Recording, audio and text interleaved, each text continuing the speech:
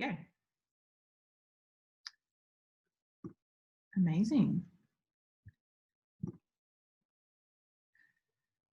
Okie dokie. So I'll get started. Oh my God, everybody keeps jumping in. I'll just leave it for Amelia to add people in. Hello, welcome. For those of you that don't know me, my name is Rhiannon Boyd and I work with the ACTS team to deliver green impact across Australia. So you may or may not have seen me already at different events. So if this is the first time that I've met you, hello. I was just saying earlier, if you do want to share your camera today, feel free to do so. I'll be doing the majority of the talking throughout the session, but it's just nice to see some familiar faces or see some new faces if you're comfortable to do so. Any opportunity that you want to jump in and ask a question, please feel free to do so.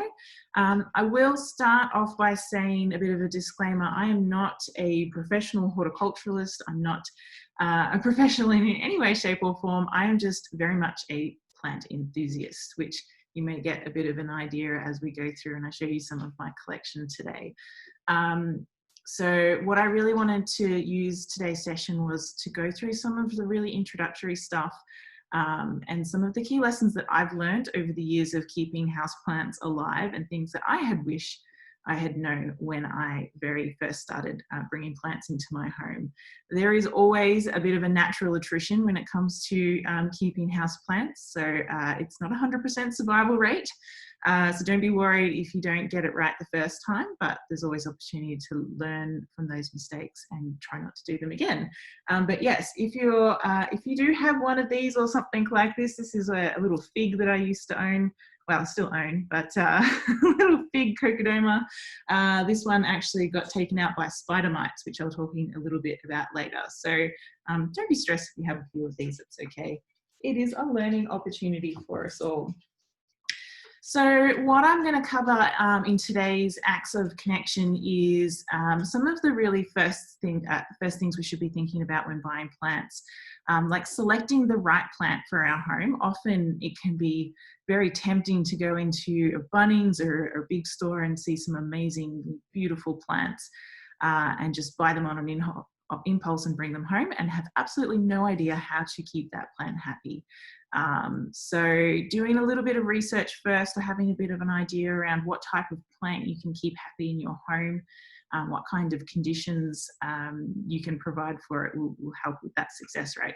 So we'll go through a little bit around choosing the right type of plant, around some of the really basic requirements that houseplants need, as well as some signs of pest and disease to try and avoid, and things that we can do to sort of keep our plants happy when we first bring them home. So there's so much information I could cover in this, and we will be doing more Houseplant 101 type sessions as part of the Acts of Connection series.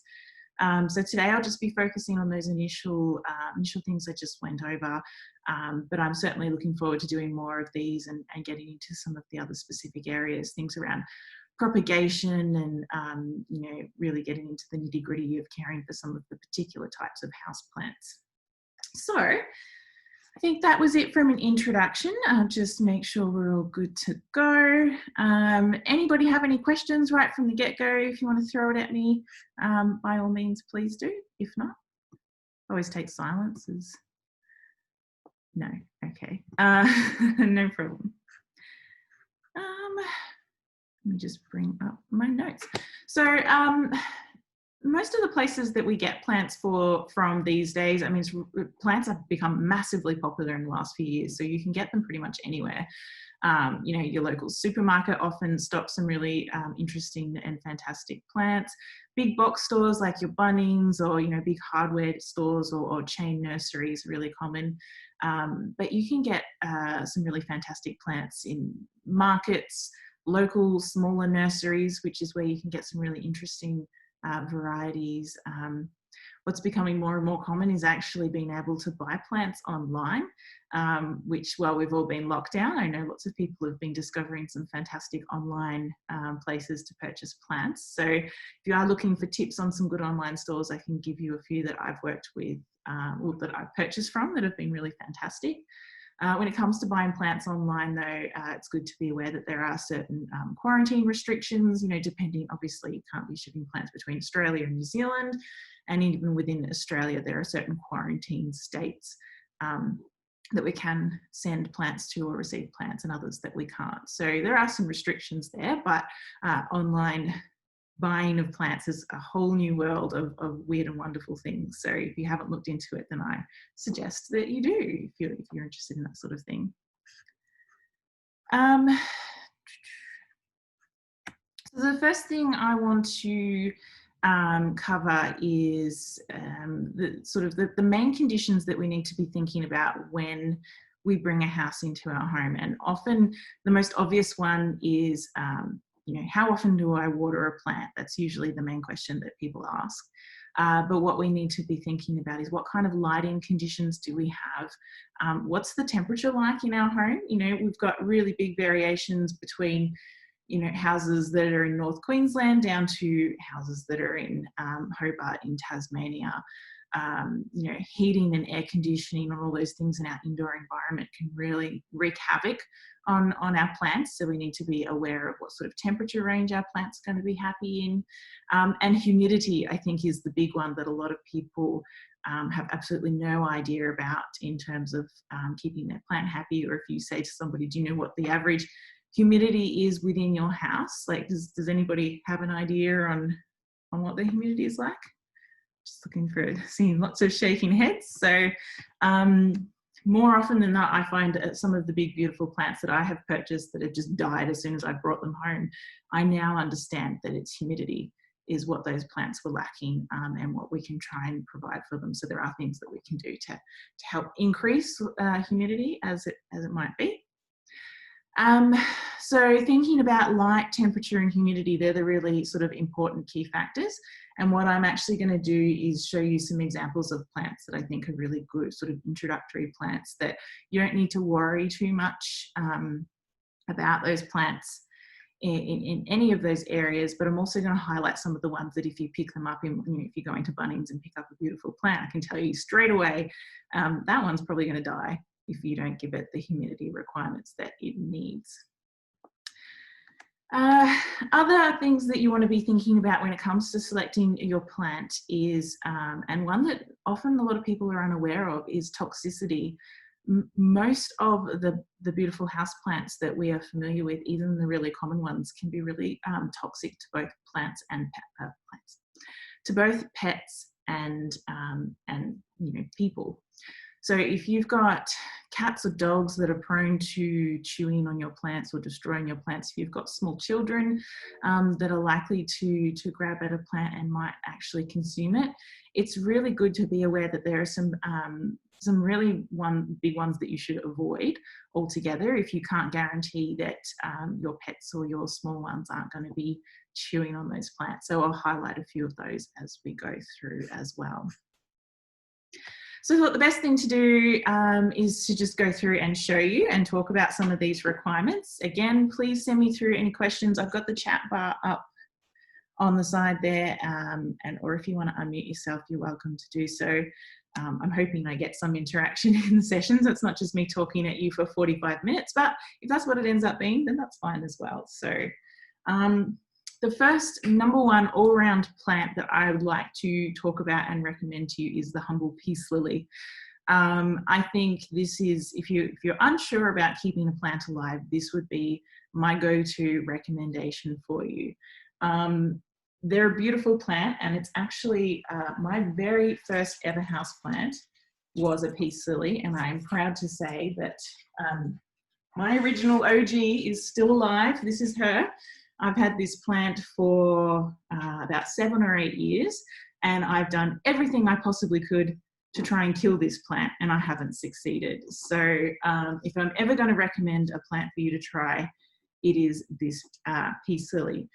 Some people might think they're a little bit boring, they're a little bit dull, but hopefully what I can show you today is there are actually a wide range of varieties of peace lilies that you can get, and I have several throughout my house, and they all look different. I'm going to show you some of them today.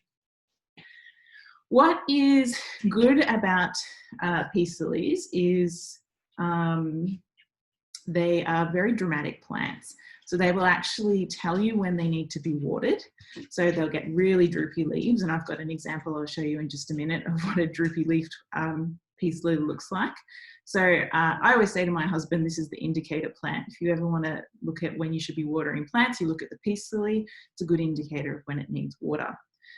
It's also great for beginners because if you don't water it for a while, it's okay. It's not going to die on you. It can stay in that really droopy state for quite a long period of time. I actually went overseas for 3 months and left this peace lily at home without getting watered during summer, and she still survived. So they are a very, very hardy plant.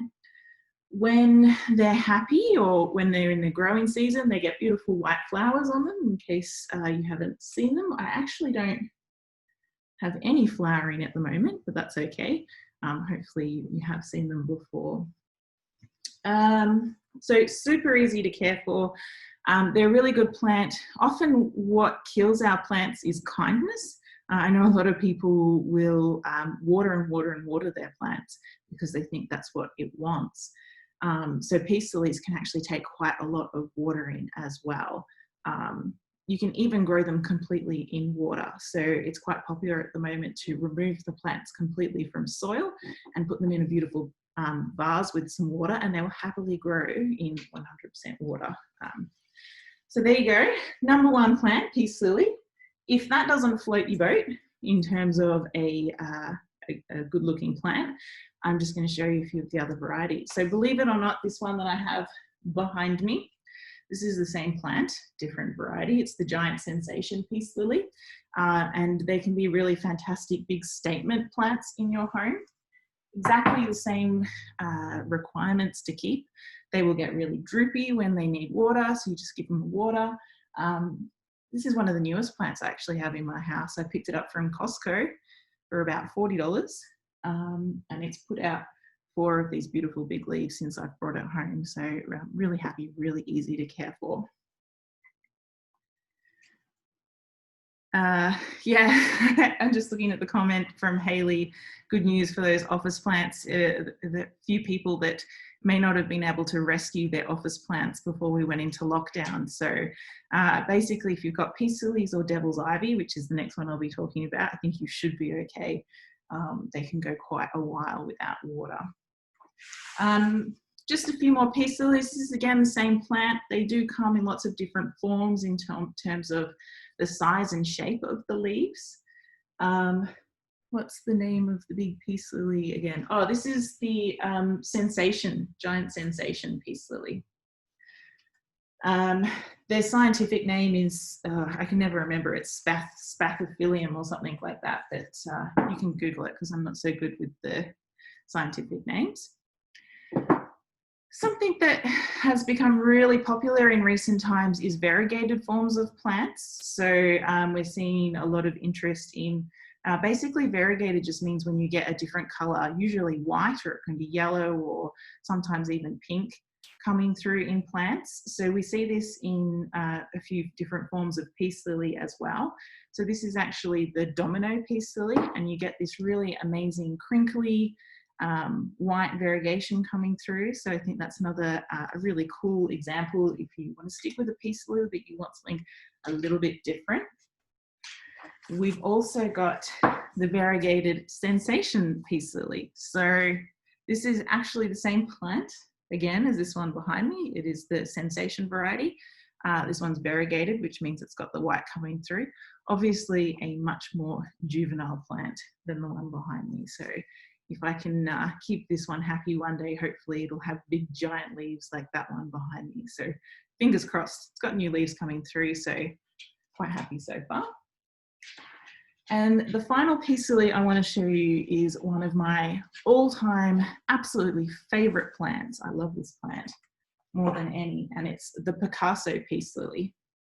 So very much like the standard form, except you get this really big, long, blocky, chunky, white variegated leaves coming through. This is the one I've saved for you, which she's looking quite droopy and sad. So this is a good indicator that this plant actually needs some water. So straight after the session today, I'll be giving it some water. I haven't done that today, just so I could show you. They do get quite dramatic, the peace lilies. If I left this for another week or so, the leaves would probably, you know, be dragging on the table that it was sitting on. They can get really, really low. But yeah, absolutely stunning plant. Mine's only just starting to throw out some of these really chunky white leaves. So really excited to see what this one looks like as it gets older. Yes, Costco membership. Costco doesn't always have plants. It's one of the things that it comes in every now and then. But if you're on any plant Facebook groups, then usually somebody's pretty quick to alert you when they've got a shipment of plant. And when they do, they almost always have the fiddle leaf figs, the giant sensations, and some big parlor palms as well. So that is the peace lily plant, my go-to recommendation for easy, simple houseplants that you can keep at home or in the office. The next one I want to go over is another really common variety that I'm sure most of you have seen or heard of before, and that is devil's ivy, or it can be called devil's ivy, or sort of pothos is sort of a generic name. I actually don't have the generic variety of the golden pothos that you see a lot of here with me today, but I've got a couple of different ones. This is the neon pothos. So I've just got this as a trailing plant. So has anybody come across this one before? Just checking. Again, super, super easy plant for you to keep. Like the peace lily, it will get droopy. The leaves will get droopy when it needs water, but it can go a long period of time without water as well. Will pretty much grow in any, you know, any badly conditioned soil that you'll put it in. At the moment, I've got this one which is trailing quite long, but these plants are really super easy to propagate. So you could cut this up and stick it in the soil and make a much more bushier plant. At the moment, I'm quite digging the trail that this one's got going on. Again, this is another variety of plant that comes in lots of different sort of shapes and sizes. The foliage can be really interesting. I'll show a couple of them for you now. And they all pretty much have the same requirements, although in the broad pothos category, there's actually several different genuses in there. There's the epipremiums and there's scandipsis. I'm probably saying that wrong. They're all sort of generically called pothos, but you can get some really cool leaves. This is one that instead of letting it trailing down, as I said, I cut some of the tips off and just stuck it in the soil. So I'm making a bushier plant. This is the Snow Queen pothos. So again, really easy to keep happy in terms of they don't need, you can keep them in low light conditions. They'll tell you when they need watering. But when you start getting into some of these other varieties, I will say the variegated ones, they don't like their leaves getting wet. A really common thing in these particular white variegation forms is for you to get sort of brown spotting on the leaves. And that's generally if you get them quite wet. So just watering from the soil if you're going to go with the white variegated pothos. The other one I have, this one might look a little bit more familiar. This is the closest to the sort of the standard devil's ivy that we see. The only difference is this one gets a white variegation instead of a yellow variegation. So this is the Marble Queen pothos. If you grow these in your office, they're absolutely amazing because they'll just keep growing and growing and growing. And you can have these tendrils of leaves that will literally span an entire office. I should have got the Melbourne team to send some photos to their office because I know they have these devil's ivy and pothos things just trailing absolutely everywhere and they look amazing. So number 2, I would say, devil's ivy and peace lily, easy, really hard to kill, will tell you when they need water. They'll also tell you when they need a feed. So I haven't talked about fertilizing your plants just yet. And I will talk about that as we go on in a little bit. So most plants do need to be fertilized quite regularly, which is something that we all forget about. So I will touch on that a little bit. Okie dokie. Oh, one last pothos variety that I have to show you. So there's some beautiful silver varieties that you can get. This is the Scandipsis, I've forgotten the Exotica, I think this one is. So there's like 7 different varieties where you get these leaves with amazing sort of silver foliage on them. So just a really beautiful plant that is super, super easy to care for. I've had no dramas from any of these at all. Oh, Darcy's got some photos of their pothos. Fantastic. Sorry, I'm trying to keep an eye on your chat as well. So if I miss anything, just give me a yell. Okay, so I'm going to show you 2 more varieties that are sort of considered the easiest houseplants to keep in terms of, you don't need to worry about light and humidity, and you don't really need to water them. A little bit ironically for me, they are some of my unhealthiest plants at the moment, but I think that's because I have literally neglected them, and I don't really care for them too much, so they're not looking the best. But this one is the Zanzibar gem, or a ZZ plant. This is probably known as the easiest plant to keep in really low light conditions. So if you've got a really dark corner or a dark room that you want to try and keep a plant alive in, this is the one that I would recommend for you. I have ignored this plant. I have done nothing to this plant in absolutely months and months. I haven't watered it, I haven't done anything. It's been sitting in my hallway. And just sitting here today, it's the first time I've looked at it. It's got 2 new growth points coming from it. So I'm absolutely amazed that I just cannot kill this. The name of this plant is Zanzibar gem, or ZZ plant, like ZZ plant.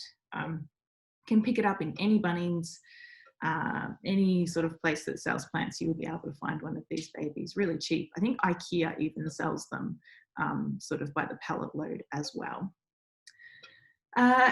When they're happy, these can get really big too, like really massive. So just be aware. Obviously mine's never got that big, but haven't managed to kill it yet. So another good one.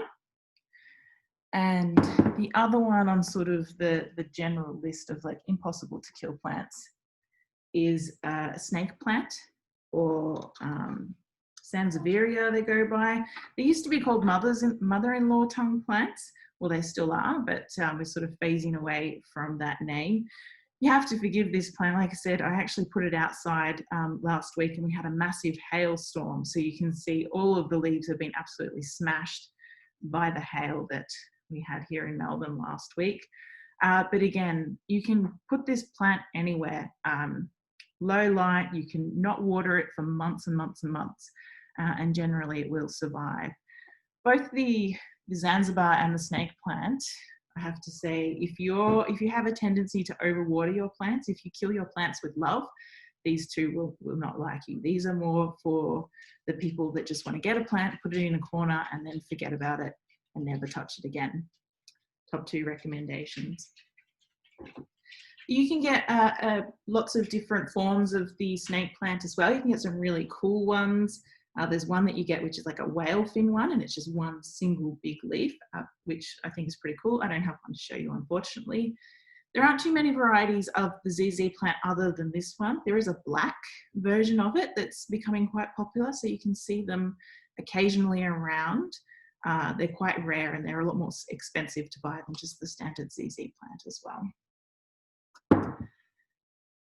Okay, I'll take a breath. Any questions while I'm switching plants? Nope. Okay, so they're sort of the top of my list of ones that you should be going for if you're not really comfortable. The next ones I want to sort of jump to the other end of the scale and give you some idea of things that you should absolutely avoid unless you're really confident with monitoring things like humidity. Oh, sorry if you just heard my dog farting, that wasn't me. It's really loud and sometimes it comes through on the webinars. Amelia's laughing because she hears it all the time. The Calathea, I think that's how you pronounce it. I should have brushed up a little bit more because often you read the names of these plants and never actually say them out loud until you've got 30 people watching you on a webinar. But they are sort of commonly referred to as prayer plants. And you see them all the time. I see them in Bunnings, hundreds and hundreds of them. And I just wonder how many people buy them and then end up having to throw out their corpses not too soon. I don't have very many examples of these plants to show you myself because, again, I'm terrified of them, but I'm starting to get a bit more confident in terms of keeping them happy with some humidity. So this is an example of a prayer plant that you might see. They're called prayer plants because the leaves will actually open and close throughout the course of a day. So they are really beautiful. And you'll often see they have amazing sort of leaves with beautiful patterns and designs on them. So there's lots of different varieties. This is quite a small one. They can be absolutely massive. These are the ones that I would steer clear of if you see them, just generally calathea ones. You see, it's really disappointing because often they have the most stunning foliage out of all the plants that you see in the shop. Beautiful big white fusions is one that is really popular at the moment. And I just see so many people posting on different Facebook groups and things that they bring them home, and within days, they're just crispy dead plants. So unless you live in tropical North Queensland, or you've got a really steamy bathroom, which is another workaround that you can get for keeping these, or you're prepared to invest in a humidifier, I would avoid these guys. However, if you love the idea of a prayer plant, the one that I would recommend that you give a go is the Maranta. So this is a red vein Maranta, fairly common. Although I haven't seen a lot of them around lately. I had to purchase this one online because I really wanted to get one. Like all the other prayer plants, they will raise and drop their leaves. They've got this characteristically stunning foliage, absolutely beautiful. And these guys are a little bit more forgiving than some of the other calathea ones. So if you do want to give it a go, this is the one I could recommend if you can find them. In Melbourne, I really struggled to find these. It might be different in your particular area. Any questions around those ones? Nope. Sorry, just checking nobody's coming through.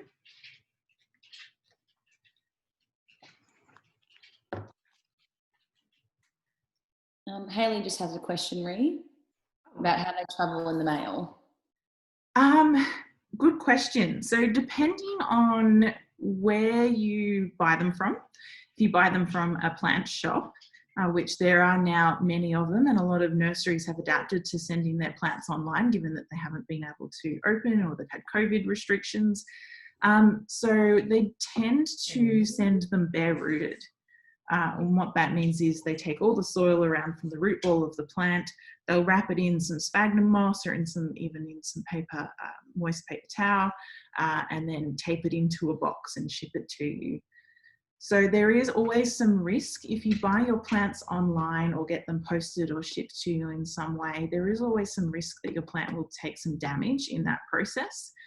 Some plants travel better than others. So you just need to be prepared for that. What you do when you get your plant, there's a whole different range of solutions and suggestions if you get a plant sent to you via post. If it is sent to you bare rooted, obviously the first thing you need to do is pot it up and put it in some soil. But I'm actually going to talk a little bit about what you should do with new plants when you bring them home, because some of the common mistakes that people do when they buy their lovely new plant is bring it home and repot it into a beautiful new decorative pot, which I'm going to talk through why you shouldn't actually do that. Yeah, I was going to say, oh, Lynn, you bought a white fusion. Yeah, I'm too scared to even go there. They're stunningly beautiful plants, but I think unless you're just going to live in a bathroom with them, then it's not worth it. Okay, so coming back to where we're at, let me just check on my notes. One other type of plant that I just want to touch on that I haven't, that's a really good one for beginners is the philodendron family. There are so many different types of philodendrons. You can get trailing philodendrons like what you do with the pothos ones, or you can get upright plants, which I don't really have a good one of those to show you. Philodendrons are also, there's a bit of a sliding scale on the easiness of them to care, the easiness for you to care for them. The common ones are really simple. So if you see philodendron, I think Congo or Rojo, or there's an orange one that's got a weird orange name. You see them being sold, they're really easy to care for. What's becoming really popular, and because they've started tissue culturing these ones, so they're becoming more readily available, is the philodendron Brazil. I love this plant. I think it's absolutely stunning.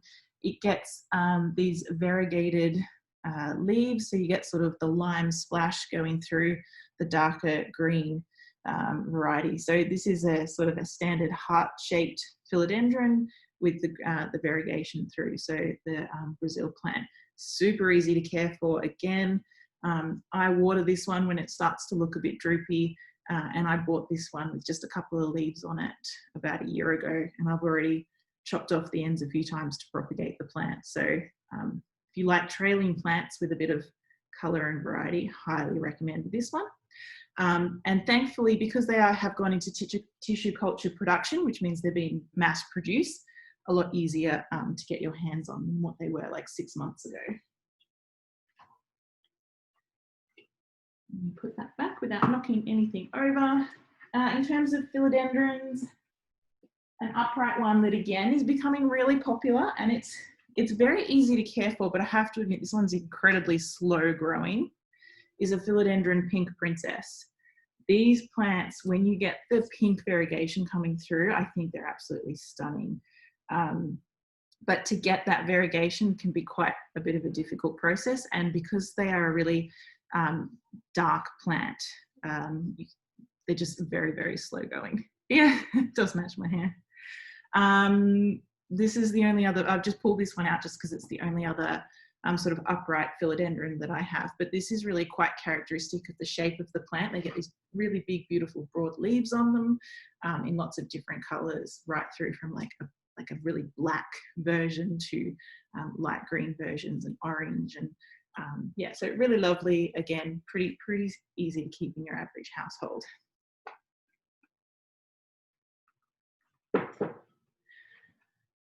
Okay, one final one I want to briefly touch on before I give you some tips on what you actually do when you bring your plant home is, of course, the Monstera, which is another really popular variety that people are starting to see. You can pick these up for just, you know, $5 or $10 in quite a juvenile form, or get an advanced, a more adult plant that have these sort of beautiful fenestrations on them. Again, super easy to keep. You just water it every once in a while. They are a tropical plant, but they will grow. They will even grow outdoors, you know, in Melbourne. So really diverse range of temperatures that you can keep them in. And I just think that if you want a big statement plant that can actually get quite large, your Monstera has the potential to do that. I bought this one as a tiny little plant about 2 years ago, and I've actually cut mine down to make it smaller so I can keep it inside. So Monstera is another really good one. There's a few different varieties, again, of the Monstera. One that's been really popular in recent months is the smaller Swiss cheese one. So they get these gorgeous little fenestrations through their leaves, and you can grow this one up totem or trailing down like the pothos. It will get really long and beautiful. So another recommendation there. Okay, so I could talk about different plants and show you different plants all day, but that's not what we're just here to do. I do want to give you some tips around what to do when you've made the selection on your plant and you decide to bring it home. Now, it can be really, really tempting to see a plant in the shop, buy it in just like a stock standard nursery pot, which is how they often come. You know, these black plastic pots is how you'll mostly get one of your plants. See a beautiful decorative pot, put 2 and 2 together, take it home, and then repot your plant with just some basic soil that you've picked up, maybe a bag of potting mix to go with it. I have to say, this is probably one of the things that I would recommend you don't do the next time you buy your plant. When you bring your plant home, you have to appreciate that it might actually go into shock. It sounds weird, but plants do go into shock. You don't know what conditions that plant has been living with up until you brought it home with you. It may have come from a pristine nursery condition where it's had every ideal want and need catered for it. And then you take it out of that beautiful environment and put it in your home under a heating vent where it's never had to deal with that kind of thing before. So rather than put your plant into more shock, give your plant more reason to freak out, we want to give it the opportunity to adjust and acclimatise to a new environment. So if I can give you one tip from today, it's to please, please, please don't repot your plant as soon as you bring it home. Give it a couple of weeks to adjust to your home environment before you go and do, transplant it and give it another reason to freak out.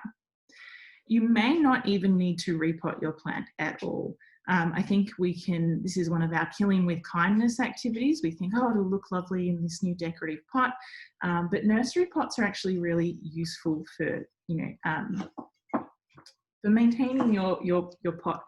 If you've got it in a really heavy decorative pot, it can be quite hard for you to get a sense for how light it is. And honestly, the lightness of a pot is how I judge when to water.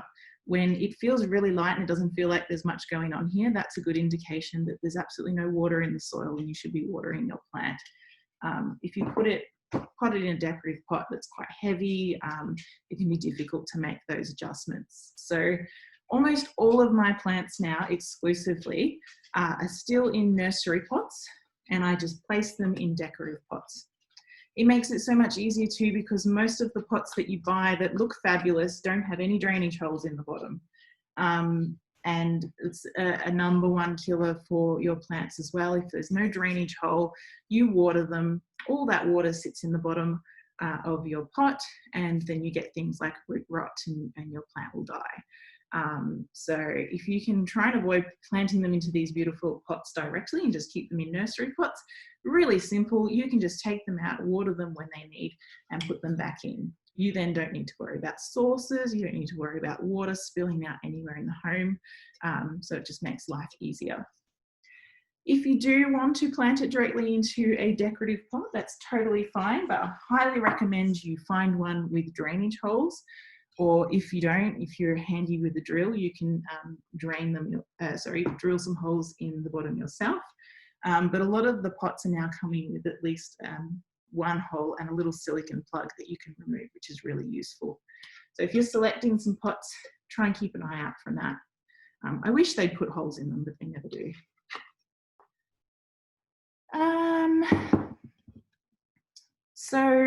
When backtracking a little bit, when you're selecting your plant, if you're going to the shop and you want to select a really good healthy plant to buy, there are a few things you should keep an eye out for. The most common bug that I've had to deal with in my plants is spider mites. They're really hard to see. Often you won't know that you've got spider mites until you've got a severe infestation, or your plant looks like this overnight. Well, maybe not quite that bad, but they do affect the plant really quickly. They essentially just look like tiny little spider webs all over the plant. So if you're looking at different plants, check under the leaves, check along the soil, because they will live in the soil. And if they've got lots of really, really fine webs, spider-looking webs, avoid it. Or if you really want the plant when you bring it home, make sure you quarantine it from your other plants. So don't go put it right next to a plant that you've got at home. Put it in an area where it's not around any other plants, and then you can treat it for spider mites. Neem oil is really good for spraying your plants over to treat them for most of the bugs that you'll come across. I actually learned a hack on Facebook, which has been working really well for spider mites, and that's actually to spray my plants with fly spray. I had to go and buy fly spray. I didn't have any in my house, but I did that, and the few times I've had spider mites, it hasn't affected the plant. I've sprayed it with fly spray. It's killed the mites, and I haven't had any issues. Fly spray, just like standard sort of, I don't know what you call it. I haven't brought it out here actually, but I can do some notes afterwards to show you the brand that I bought, if that helps. Mealybugs is the other one that you want to really try and look out for in terms of bugs that are common when you bring new plants home. How that presents, typically my Maranta had mealybugs. Here we go. is you get this sort of, I don't know if it's going to show up on camera, but there's like a white dusting all over the plant. It kind of looks like somebody sprinkled some flour over the stems of the plant, and you might see some really tiny white bugs on your plant. Mealybugs, that's what they look like, that's what they present. They're really hard to get rid of once you get an infestation. So when it comes to selecting your new plant, look for tiny webs, look for white sort of dust on the stems, and if that plant has that, I'd really avoid selecting that one and try and find some that don't have those characteristics. The other good thing to look for in new plants is, are there signs that your plant is putting out new leaves? If they've got new leaves coming through, but if you can see on that one, it's generally a sign that they're quite happy and healthy. So signs of new growth is something I'd also be trying to look out for. What you want to avoid is any sort of big yellowing leaves or any brown patches in the middle of leaves. That can often be signs of disease and distress, and that's only going to be amplified when you bring it home. Okay. Final tip, when you bring your plant home, often you don't know what its watering schedule has been or what it looks like. My biggest recommendation is to start getting in the habit of watering your plants from the bottom. So what that means is actually sitting it in water. You might want to fill up your sink or your bathtub with just a couple of inches of water and placing your plant in that. What that means is the plant can draw up water into the soil as it needs it. It's safe to leave your plant in there for a good couple of hours so that it can do that. And that way you're not going to be saturating it, you're not going to be flooding it, you're not going to be causing any shock with like dumping it with really cold water if it's in the middle of winter. A lot of the plant groups call it butt chugging, so lots of plants like to butt chug their water, and it also means if the plant is sensitive to having any water on their leaves, you won't get brown spots and that from watering the leaves doing it that way. So I would give your plant a good butt chug as soon as it got home. That's if it didn't feel like the soil was saturated. You need to use a bit of your own judgment in assessing whether the soil's already really wet or not. Recommendations for diet or plant food. It is, I don't have a worm farm. If I had a worm farm, my #1 recommendation would be worm wee. That's amazing for your plants, and if you've got that, then definitely be using that for your fertilizer. I use cow feed to feed all my plants. There's a recommendation on how much you use for indoor plants on the back. I use half of the recommendation amount, the recommended amount, just because I think, you know, it's like cutting your hair. You can, you don't want to cut too much. You can always give more fertilizer if you need it, but if you use too much, you run the risk of burning or doing damage to your plants. So I always use half the recommended amount. In the growing season, so in the warmer months, you can fertilize your indoor plants every month with power feed. In the winter months, when plants tend to slow down and they're not putting out as many new leaves or flowers, you don't need to give them any fertilizer at all. The other thing that's really good to have in the house is sea salt. This is a tonic, so this is really good for root development. It's not a fertilizer, so you can't use it as a fertilizer. But basically what I do in my regular schedule is I alternate the two. So one feed, one watering, I'll give them some sea salt. The next watering, opposite. I'll give them sea salt. The next watering, I will give them some plant food, and that keeps them really happy. So I'm right on the 45 minutes. I'm happy to keep going and give a few more tips, but I just thought I'd let anybody ask any questions from what I've covered so far. There's obviously quite a lot to learn in terms of keeping plants happy, so I will be doing more on, I could do a whole session on what, if you're going to repot your plant, what type of potting mediums to be using. There's all different types of soil requirements for different plants. All of the ones I've covered today would be happy with just sort of a standard potting mix that you buy from a hardware store or a nursery.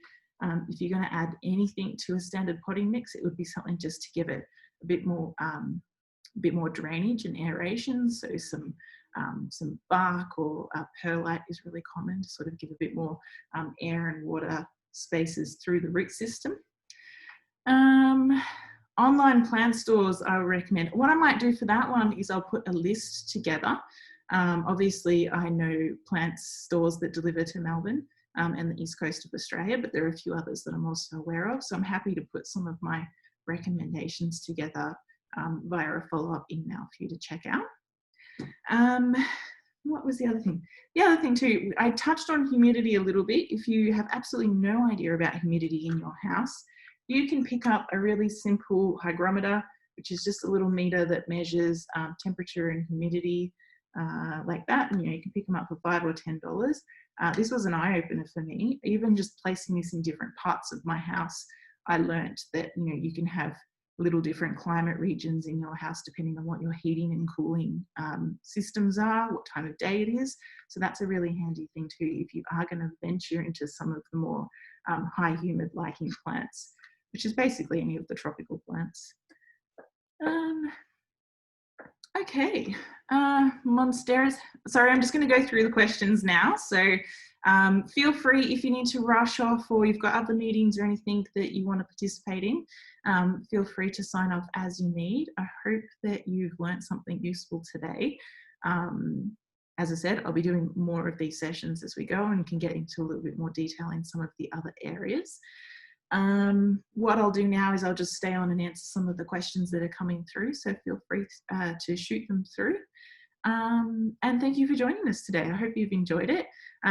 We've got our Acts of Connection back again next week. Next week we're doing speed dating, which is just an opportunity for you to meet some other Green Impact participants, maybe meet some new people, get some ideas around actions that you can do in your toolkit. So if you'd like to meet some people, particularly outside of your university that's participating in the program, please do join us next week. We'll be sending around the link details for that shortly.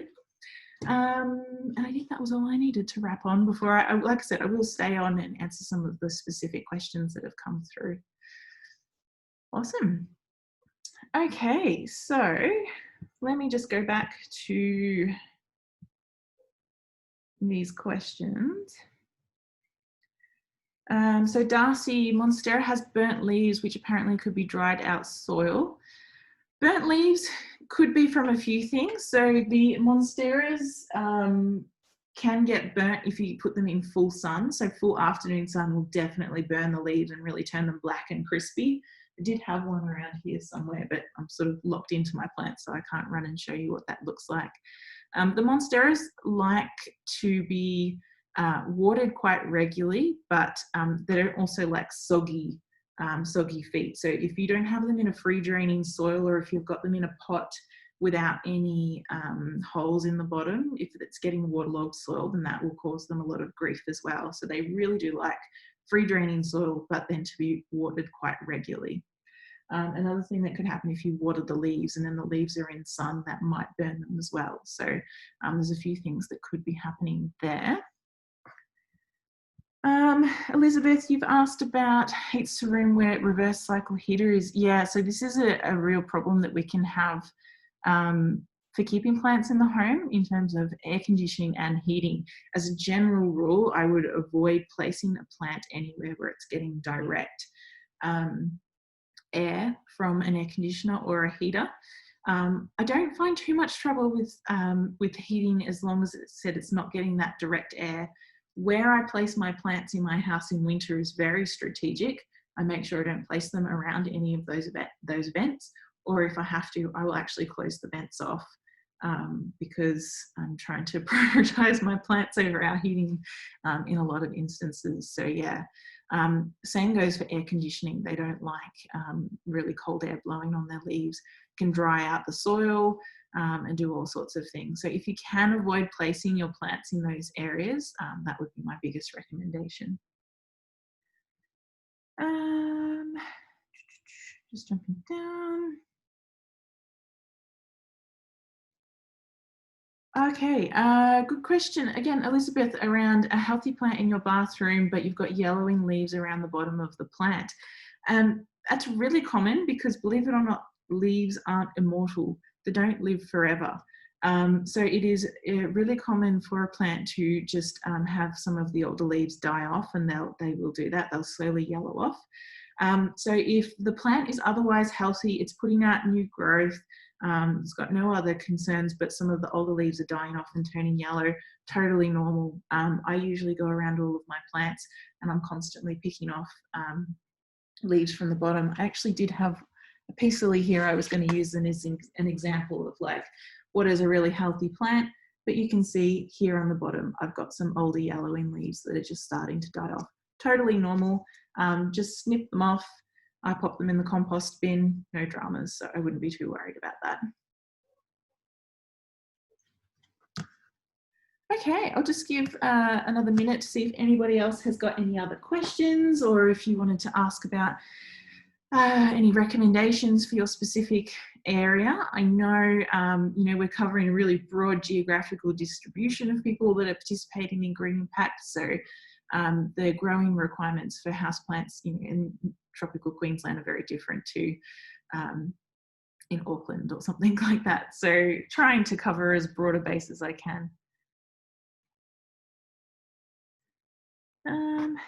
Do you put your plants outside every now and then for sun, wind?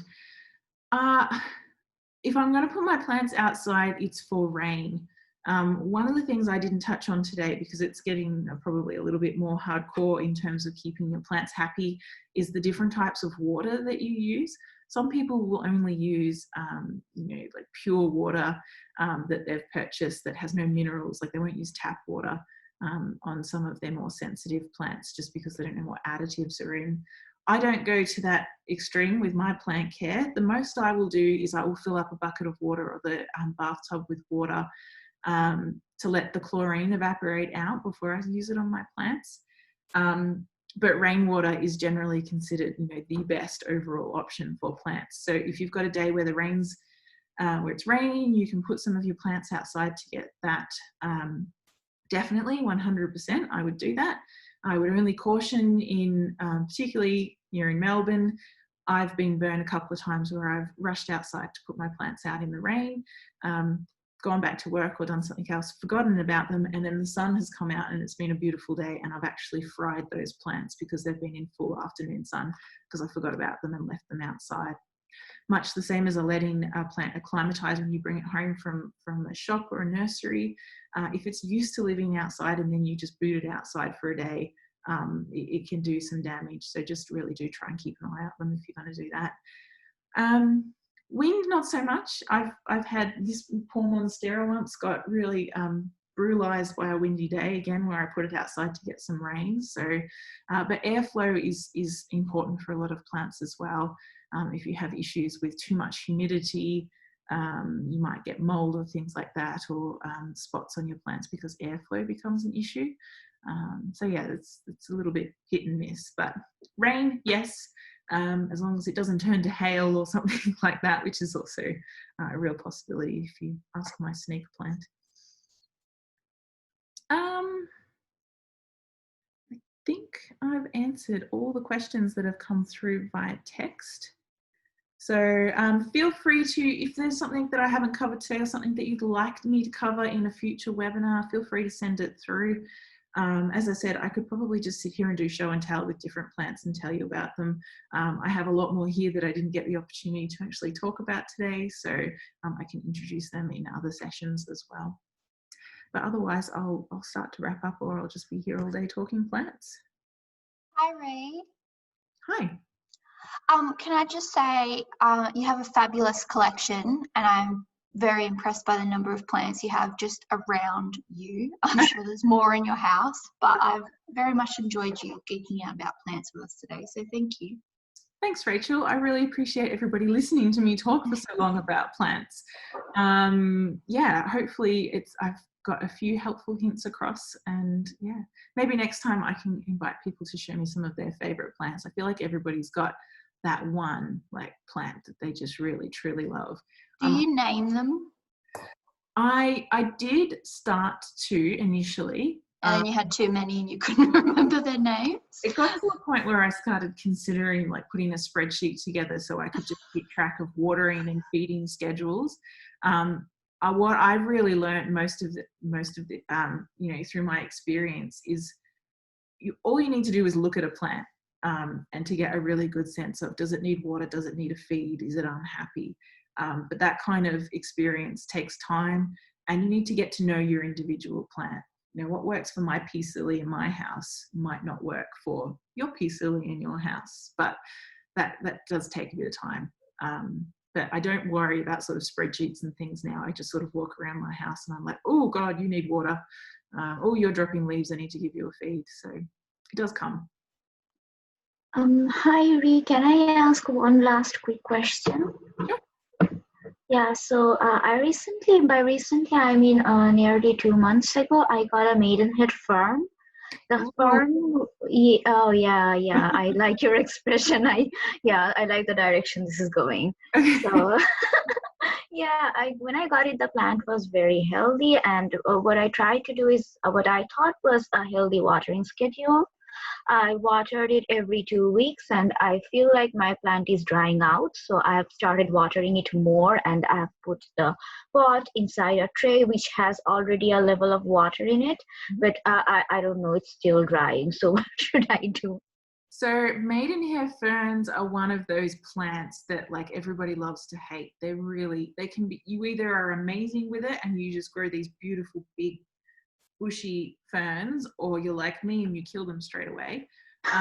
What I know is that they really do like to be kept moist. So Right. it's a plant that you can literally keep, you know, the bottom of the pot in water, and it will be quite happy for that. You think about where they grow naturally in really sort of wet undergrowth, and out of rocks in waterfalls and things like that. So they're really quite happy to be kept wet. They don't like drying out at all. I do know with the maidenhair ferns though, if it's looking really raggedy and you've got heaps of browning off, you can cut them right back. I think they actually do benefit from being cut right back. And then you should, you know, if those humidity and watering conditions are okay, it will come back. You can resurrect a maidenhair from just one little frond. So don't give up. Yeah, I've already cut like a lot of it, and I'm super depressed. Like the thing you just said, cutting back, a lot of my plant is just gone. Yeah, it will happen with a maidenhair, unfortunately, if it hasn't been happy. You can resurrect it, but I mean, if you're going to go with a fern, I'd recommend something like a macho fern, like this one behind me. It can basically, like, this does get really large as in terms of a fern, but a Boston fern is another. Yeah, I killed a Boston fern as well. Oh, no. Yeah, the ferns can be temperamental. I've never had much luck with them apart from this one, this macho fern. And again, like I barely do anything to it, and it's just getting so big, I actually have nowhere in my house to put it. So maybe try and look at getting one of those. Yeah, the thing you mentioned about having the humidity in the house, I was maybe you already mentioned it and I just sort of lost track. So how do I check the humidity of my house? I feel like my house is not very humid. I would recommend getting a little hygrometer, which is Okay. so mine has temperature and humidity.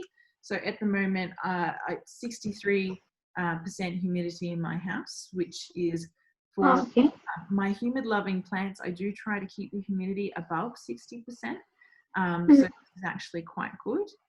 My heater is not running at the moment though. As soon as my heater comes on, my humidity plummets. Yeah. So if you want to increase your humidity, the easiest way you can do it is to have some pebble trays in your house.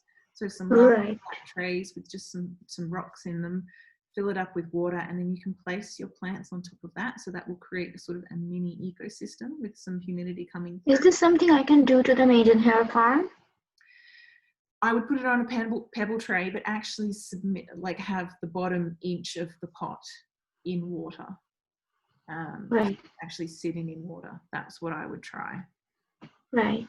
All right. Thank you so much, Ree. The workshop has been very amazing. And yeah, you have a great collection of plants and all of your tips have been very helpful. Thank you. Thank you. Thank you for joining. Good luck. Let me know how you go, if it improves. Yeah, I'll definitely. Yeah. Awesome. Thank you.